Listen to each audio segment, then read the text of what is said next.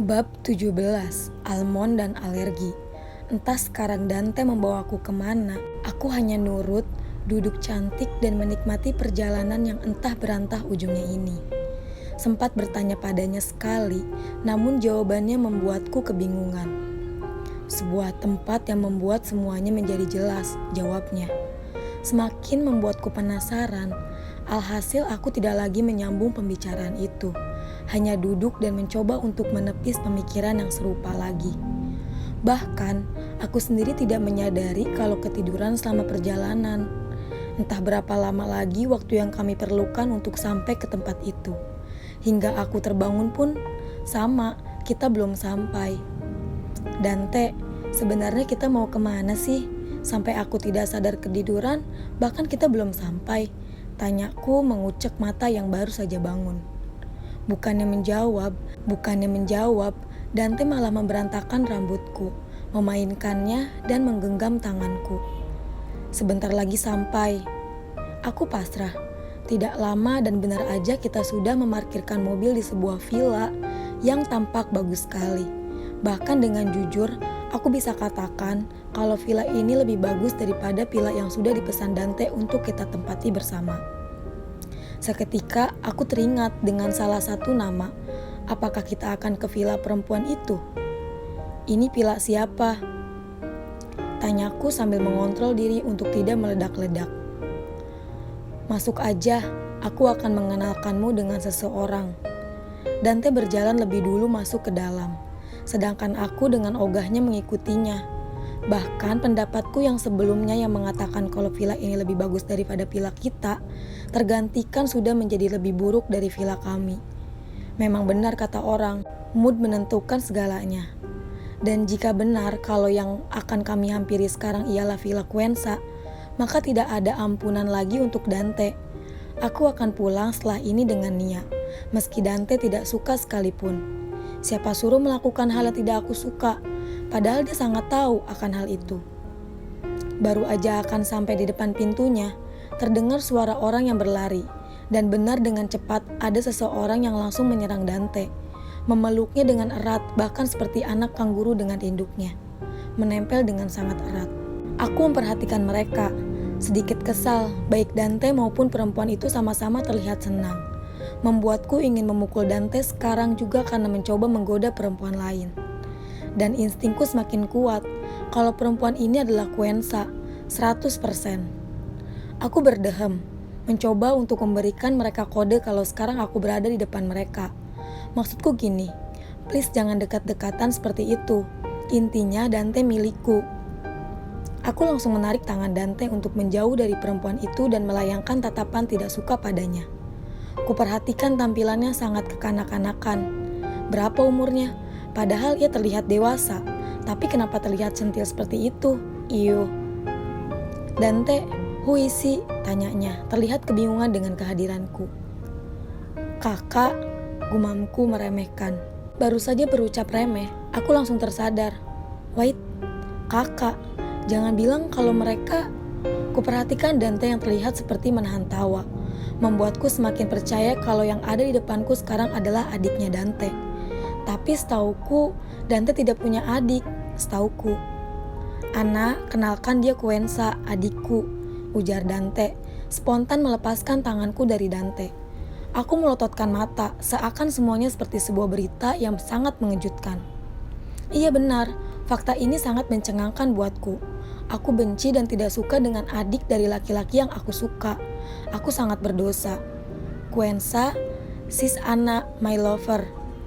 My lover, kenapa Dante mengakuiku seperti itu di depan adiknya? Apakah dia tidak takut ketahuan oleh keluarganya karena sudah melakukan hal yang tidak-tidak di sini?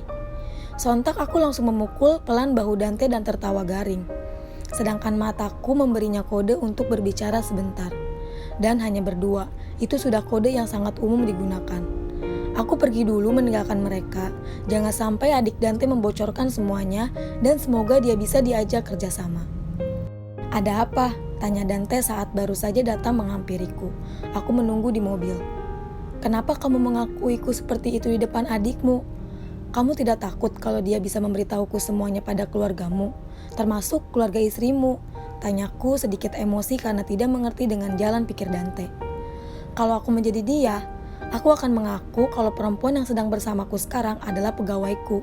Mengingat aku ini adalah orang yang sibuk, jika aku adalah Dante, hanya saja dia melakukan hal yang sangat berbanding terbalik dari itu. Tamatlah sudah. Dia tahu? Hah? Maksud kamu? Tanyaku, masih belum terlalu paham dengan yang ia ucapkan. Dia tahu kalau selama ini aku mencarimu, jadi nama kamu tidak asing lagi baginya. Hanya aja kamu sudah banyak berubah dari segi wajah, jadi dia tidak mengenalimu. Tentu aja hanya memperlihatkannya foto masa kecilmu. Aku mengangguk dan menghela nafas lega. Aku kira dia tidak tahu, ujarku dan berjalan kembali masuk ke villa. Mau kemana? Tanya Dante dengan suara yang agak besar dari sebelumnya. Aku berbalik arah dan menemui Dante, menatapnya dengan cara yang berbeda. Bukankah dia calon adik iparku? Mari memanjakan si kecil yang sudah besar, ujarku dan kembali masuk ke villa dengan cepat. Sebenarnya bukan untuk mempersingkat waktu, hanya saja aku malu dengan kata yang aku ucapkan sebelumnya. Sepertinya hantu genit sudah merasuki diriku hingga sampai mengatakan itu. Aku hanya bisa berharap kalau Dante tidak mendengar apa yang aku katakan. Aku malu jika sampai Dante menggunakan itu untuk selalu menggodaku. Entah aku yang senang bergaul dengan orang lain atau Quensa tipikal orang yang cepat dekat dengan orang baru. Hanya saja aku sebentar saja, kami sudah dekat dan nyaman membicarakan ini itu dengan luasnya. Setelah kembali ke villa, aku berkenalan sedikit dengan Quensa dan mengajaknya ke dapur untuk membuat makan yang sesuai dengan bahan yang tersedia di sana. Karena dapur Quensa sangat lengkap dan entah mengapa aku sangat ingin makan brownies, akhirnya aku mengajak Quensa untuk membuat itu. What about almond, Ana? Tanya Quensa. Boleh, jawabku. Almond, tidak buruk juga. Oh iya, perlu diketahui kalau Quensa terbiasa berbicara dalam bahasa Inggris karena dia baru saja kembali dari luar negeri. Namun dia mengerti dengan bahasa Indonesia, dan Dante sudah menyuruhnya untuk menatap bersamanya di Jakarta. Namun, ia memilih untuk berada di Bali, bukan pilihan yang buruk. Menurutku, tempat manapun sama aja, asalkan kita bisa mematuhi peraturan yang ada di daerah itu dan bisa beradaptasi dengan kebiasaan yang baru yang ada di sana. Karena Quensa ingin menambah almond sebagai topping browniesnya, aku pun tak punya pilihan lain, benar-benar menghias brownies kami dengan bahan itu. Sentuhan terakhir telah selesai. Saatnya memanggang dan menunggunya beberapa menit. Sambil menunggu brownies selesai dipanggang, aku membereskan semua kekacauan yang kami berdua sebabkan. Sangat berantakan sekali. Aku kira Quensa adalah anak yang manja, enggan untuk menyentuh dapur apalagi mencoba untuk membereskan semuanya. Tapi tidak, ternyata aku salah. Quensa tidak demikian. Ia membantuku hingga dapur menjadi bersih seperti keadaan semula. Ting! Brownies selesai dipanggang. Quensa terlihat excited sekali. Aku pun menjadi semangat untuk mengambil sarung tangan dan mengeluarkan brownies itu dari oven. Wow, sempurna. Brownies yang kami buat terlihat sempurna. Terlihat menggugah selera. It's amazing.